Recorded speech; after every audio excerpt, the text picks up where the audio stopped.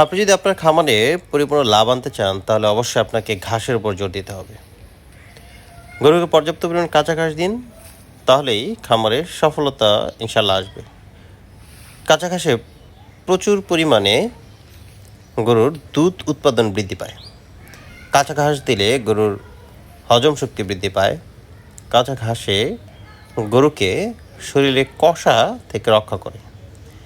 কাঁচা ঘাস দিলে গরুর গ্রোথ বৃদ্ধি পায়। মনে রাখবেন, আপনি শুধু দানাদার দিয়ে গরু লালন পালন করে কখনোই সফলতার মুখ দেখতে পারবেন না।